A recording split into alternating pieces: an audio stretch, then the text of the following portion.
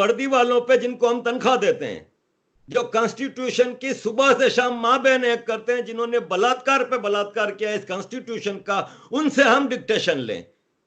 जिस दिन इस पाकिस्तान में इंसानों की हुकूमत आ जाएगी, महज़िब हुकूमत आ जाएगी, ये बाजवे पाजवे सारे वर्दी वालों को लटकाया जाएगा अदालतों के जरिए।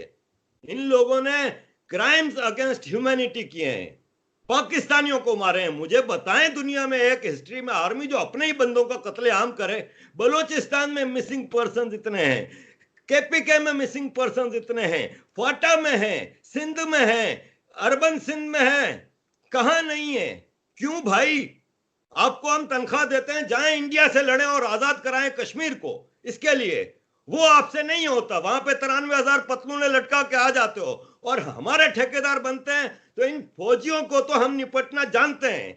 कब तक चलेगा ये मामला? नहीं चलने वाला। ज्यादा कंगले हो गए, इनके पास तनख्वाहें देने के लिए पैसे नहीं है, भीखे नहीं मिल रही। अब इनको पता चलेगा, बहुत कम अरसा रह गया इनके पास।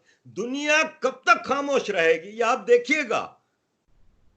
लेकिन सर सब लोग, जैसे अगर इवन हम भारत की भी बात करें तो वो तो अपनी फौज की अगर कोई कमजोरी हो भी तो उसको छुपाते हैं, बहुत सपोर्ट करते हैं कि जी अगर हम, वो कहते हैं अगर हमारी फौज ना होती तो हम इतने मजबूत ना होते।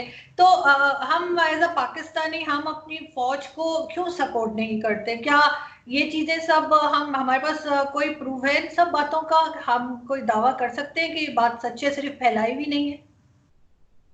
देखें, इंडिया की आर्मी कोई अस्करी सीमेंट नहीं चलाती, कोई शादी हॉल नहीं चलाती, कोई जमीनों पे कब्जे नहीं करती, कोई डीएचए नहीं बनाती, कोई बहरिया टाउन बना के एक दुनिया के करप्ट तरीन जाहिल तरीन इंसान को मलिक रियाज बना के पाकिस्तान का अमीर तरीन आदमी नहीं बनाती भारतीय फौज। भारत की फौज को मैं सलाम करता हूं सिर्फ एक बात पे, कि वो अपने कॉन्स्टिट्यूशन, अपनी पॉलिटिकल लीडरशिप के ऑर्डर्स को फॉलो करती है। हमारी आर्मी तो बेगैरत है। हमारी आर्मी को हम सपोर्ट करेंगे जिसने हमारे अपने भाइयों को मारा है। बांग्लादेश का जेनोसाइड आपको याद होगा, या इसको आप डिनाई करेंगी? क्या वहां पे बंगाली औरतों का जो बलात्कार हुआ है या जो रेप हुआ है, पाकिस्तानी नहीं थी? किस बुनियाद पर उनका रेप हुआ? जिस पे मर्जी आई रॉ का ठप्पा लगा दिया कि जी रॉ एजेंट है, उन पर ऑपरेशन करेंगे। साले तुम अमेरिकन एजेंट हो, सारी जिंदगी अमेरिका की गुलामी की है।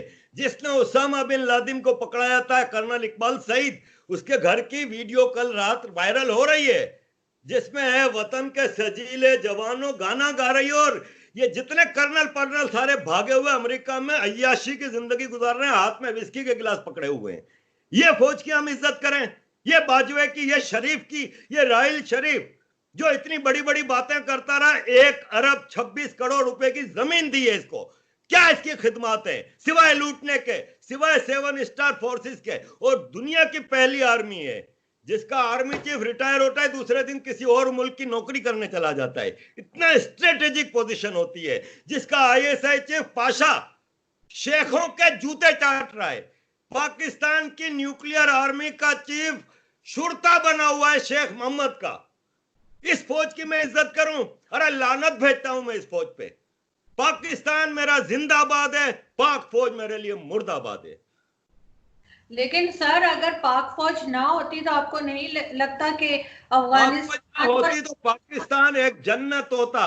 पाक फौज के होने से कुछ नहीं हुआ। हमने 55% पाकिस्तान इसी पाक फौज के होते हुए खो दिया। हमने, पाक फौज ने हमारे लिए क्या किया है?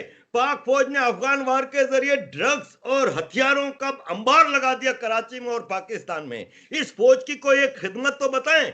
या इन्होंने जाके आपका पीओके आजाद करा दिया है, या इन्होंने कई जन्नत शहद की नहरें भी चला दी हैं। अरे पानी तक कराची का ये सप्लाई करते हैं। ये बेगैरत करबला वाले यजीद से बड़े काफिर हैं साले। तो सर आपको लगता है कि कभी हमारी, जैसे हमारी जो अदालतें हैं, जो या हमारे जो लोग हैं, जो नैब है, वो जिस तरह से पॉलिटिशियन से पूछते हैं कि पैसा कहाँ से आया, ये चीज कहाँ से ली, आपको लगता है कभी ये सारे सवालात हम जजेस से और रिटायर्ड फौजियों से कर पाएंगे? मैं एक कंपनी में काम करता हूं, क्या मैं अपने मालिक से पूछ सकता हूं कि तुम्हारे पास इतना पैसा कहां से आ रहा है, क्या है? तो ये जजेस तो मालिकों से कैसे पूछेंगे अपने? किसी जज की हिम्मत है जो अदालत के दरवाजे के अंदर जाए अगर आर्मी की आशीर्वाद ना हो? इस मुल्क में हर चीज आर्मी करती है। अब तो डायरेक्ट पीआईए का चीफ तो आर्मी, वापडा का चीफ तो आर्मी, सुपार्को का चीफ तो आर्मी। अब तो सारे 17 एम्बेसडर जो परसों लगाए गए हैं उसमें 7 फौजी। ये तो सामने सामने। अंदर खाने तो कराची में पानी रेंजर्स देती है। आपको तो पता है, आप कराची से हैं। आज से नहीं 25 साल से। क्या कराची में रेंजर्स को पानी के टैंकर चलाने के लिए बुलाया था या शादी हॉल चलाने के लिए बुलाया था? तो आर्मी से सवाल खाली अवाम कर सकती है। ये जजेस तो साकिब निसार पूछेगा, जिसके बच्चे यहाँ पे 7 स्टार लाइफ गुजार रहे हैं। वो जजेस पूछेंगे जिनकी पेंशन 9 लाख रुपया है, जिनको सारी जिंदगी के लिए आफ्टर रिटायरमेंट एक खानसामा, एक 2 नौकर, एक ड्राइवर और 4 सिक्योरिटी वाले सारी जिंदगी के लिए मिलते हैं। ये जजेस करप्शन की पोटलियां तो ये खुद हैं। जो नैब का डायरेक्टर जिसका आप कह रहे हैं कि वो इन फौजियों से पूछे, वो खवातीन को अपने ऑफिस में बुला के क्या क्या पूछता रहा है, इसकी वीडियो वायरल है करंट। ये जो नैब का डायरेक्टर है, और उन वीडियोस के बाद भी वो डायरेक्टर है, वो कमीना करप्ट इंसान दुनिया से हिसाब किताब मांग रहा है, जो खुद साला करप्ट है। लेकिन सर ये तो ये भी कहते हैं कि जी जो भी कंपनीज चल रही हैं वो आर्मी के वो लोग चला रहे हैं जो रिटायर हो गए हैं, और रिटायर होने के बाद वो कुछ भी कर सकते हैं। अच्छा, यानी टैक्स फ्री। ये सारे फौजी फाउंडेशन टैक्स फ्री चल रहे हैं। किस हिसाब में भाई? तुम लोगों को जिंदगी में जब आर्मी में होते हो तो बेहतरीन तनख्वाहें, बेहतरीन लूटमार, ये हर जगह लूटमार करते हैं। इनको बलोचिस्तान भेजते हैं, वहां भी लोगों के घरों में जाके चीजें लूटते हैं। बंदा उठा के उसके अगेंस्ट 2 लाख रुपए में बंदा छोड़ते हैं, 4 लाख में बंदा छोड़ते हैं। ये सारी जिंदगी कमाते हैं। इसके बाद 5 स्टार पेंशन, मेरे पास फिगर्स कहीं लिखे हुए हैं इसी बजट में कि 111 अरब थे शायद सिविलियन पेंशन के लिए, 400 अरब इनकी पेंशन के लिए। इनको पेंशनें दो। ये अमेरिका, ऑस्ट्रेलिया में सारे फौजी बैठे हुए हैं, कनाडा में। मेरी अभी परसों एक आदमी से कनाडा में बात हो रही थी।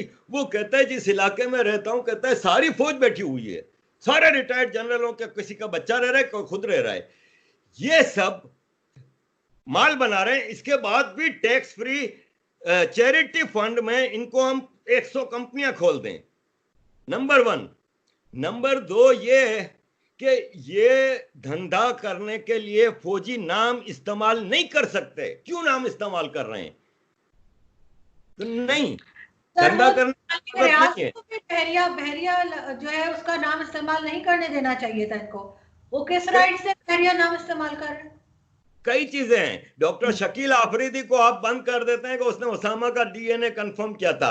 उस कर्नल इकबाल सईद को कोई नहीं बोल रहा जो लास वेगास में बैठा है, जिसने $50 मिलियन लिए हैं ओसामा बिन लादेन की मुखबरी के, सिर्फ इसलिए कि वो वर्दी वाला है।